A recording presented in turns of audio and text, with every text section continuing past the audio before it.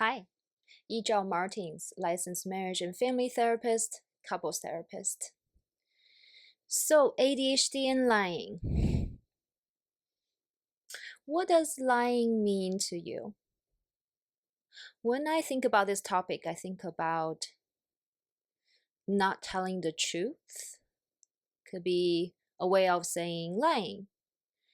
Then, what does it mean not telling the truth? What came to my mind is, the reality.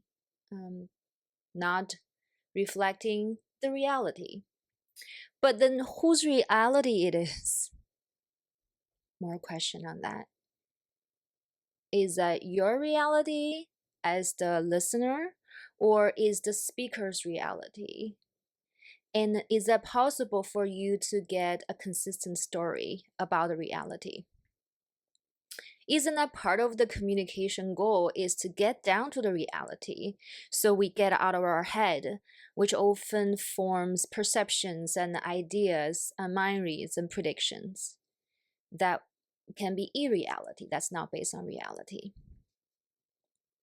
And also, which part of your partner is speaking about their reality? If you're familiar with the part work, that we have different aspects of our psyche inside of us that may get activated, it can speak from a different age group and state. You can very easily travel to the past in a certain time of your life and speak from that part. For them, the reality is probably different. For them, the reality is you don't like me when you point out what I didn't do that achieved your expectation.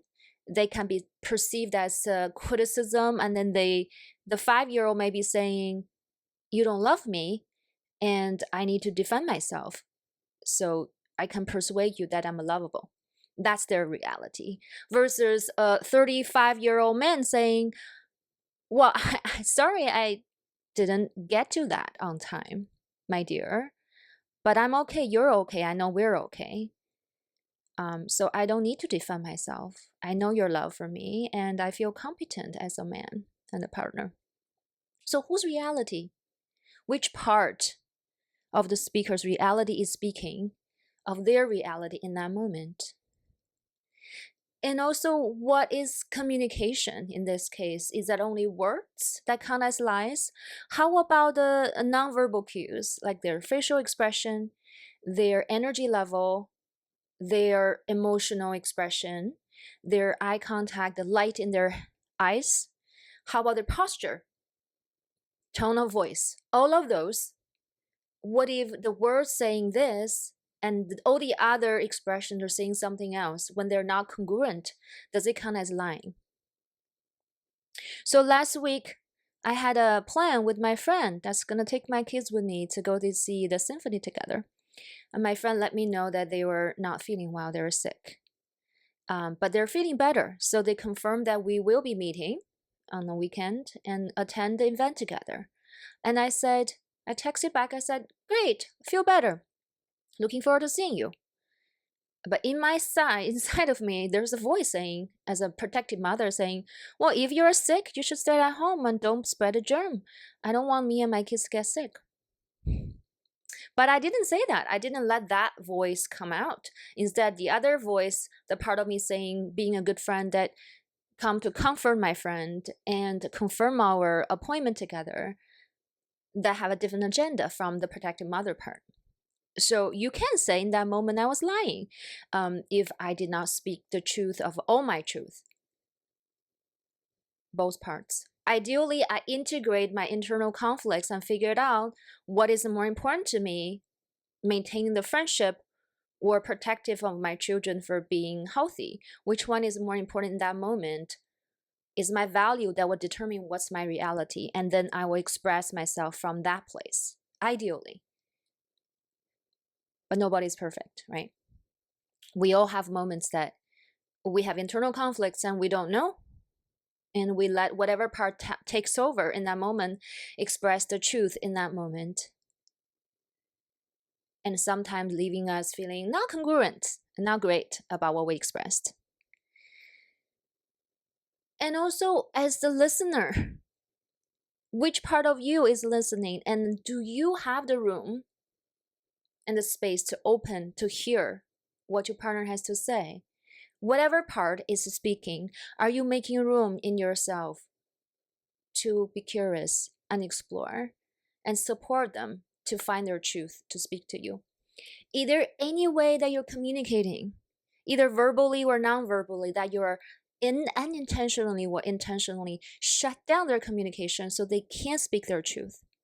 They don't feel safe with you, that they want to protect themselves by not getting out the truth or the reality for them. Or maybe they were not in touch with their reality. They were not congruent. They have different parts, have different voices, and they haven't got to the same page yet. So come back to our conversation or question on if your partner with ADHD on this side, the more ADHD partner tend to lie to cover up for their negligence or their shortcomings. And why do they do that? I think you know the answer, right? So I mentioned the Cornwood theory that I had before. So through my clinical practice and personal exploration, I noticed people's wounds, core wounds, tend to fall into two categories. I'm not good enough, or my needs don't matter. In our popular ADHD, non-ADHD diets, couples, the partner that's more leaning toward this end of the ADHD spectrum, let's call them the more ADHD partner, my observation is they tend to have the core wounds, I'm not good enough.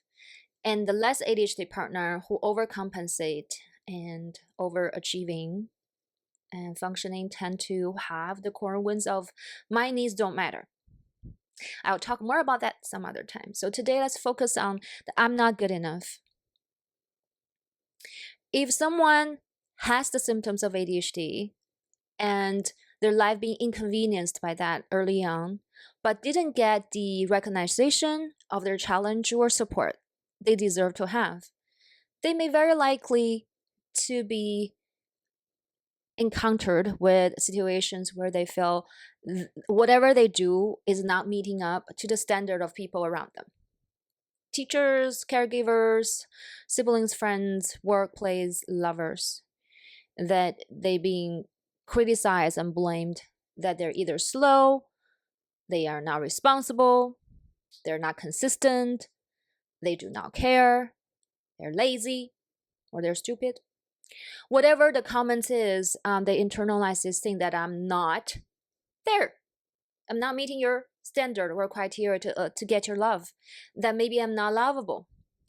To sum up, I'm not good enough. And what happens if someone think about a child, think they're not good enough, and they perceive people's comments as criticism and blaming, which is a threatening situation for them, that they're going to lose the love they need and connection they need to survive. Think about the 5 F's, right? They may fight. The fight in here can look like, number 1, being defensive, say, no, I'm not that bad. Look at me, I'm not that bad. And make a proof or many evidence to show how to show you how I'm not that bad. I'm actually lovable. So please don't abandon me and leave me or withdraw the love. Or they can fight back by attack you and distract you from them being the target by saying, well, but you also do this. So you also be late. You also didn't finish this thing sometimes. You're not perfect. So why are you attacking me? So that's a strategy attorneys use all the time to distract you from the original argument. That's a fight motion. Very popular, very effective fight motion. So that's fight. Or they can say nothing. And they sit there, they freeze and take in all the blames and shames and criticism, thinking if I don't fight back, if I'm just sit here and take it, maybe it will go away. That's freeze, right? That's when you see a deer in the headlight. Oh, not moving. Maybe if I don't do anything, that's damage control. That's better than doing something, saying something even more wrong, get you more upset, right? That can work sometimes until it doesn't. Or they can placate. They can pretend that there's something different. That's called masking, right? Nowadays, that's a very popular term. They will try to show up on time. They will try to be very detail oriented and show it to you that I can do this with great effort. Sometimes 3 or more times the effort that actually other people utilize to achieve the same goal, just being showing up on time, for example. There are many steps that take a lot of energy that's dedicated to make sure they show up on time, that other aspect of their life may be negatively impacted. So, but they want to show you that they can do it sometimes to mask. And that is placating. Or they can flight, they withdraw, and they're like, I'm in so much shame right now, I cannot talk. They shut down, or they don't say anything, they disappear. And a lot of the partners with the anxious attachment style really find it nerve-wracking when their partner withdraw, right? So that's a flight behavior. So as you see, the 5 F's, your partner with more ADHD symptoms can take on all of that when their I'm not good enough core wound got triggered. And that makes sense, just to survive. Because that is, think about a child. They're threatening to be left alone or not loved and lose that connection and care. They'll do anything to get that back, right? And lying is one of them that can show up in many different forms. And it doesn't matter you're having more ADHD or not. Let me just ask you a question. I want you to think about it honestly. How many lies do you tell every day? Since you wake up in the morning. And since when you start to tell a lie? Do you remember the first time ever you lie to your caregivers? What you're trying to get or avoid when you're doing that? And that could give you some information, right? And how do we create safety for our partner to be honest and to be wholesome in front of us? And how do we create a safe environment for ourselves to be honest and authentic in front of others? And how much is that you're taking on from your environment of growing up, or the culture, or the bigger environment surrounding you? And how much is that you're trying to protect yourself so you can survive?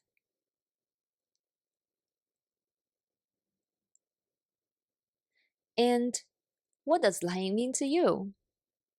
What happens if you notice other people are not telling you the truth, or the truth that you want to believe in? How do you communicate what got stirred up inside of you to your partner or your friends or your coworkers or whoever that's important to you in your life, so you can be more authentic around each other, so you can be more safe? And next time I will talk more about the other core wounds needs not met. Well, thank you for exploring and inquiring with me. I will see you next week, my friends. Bye.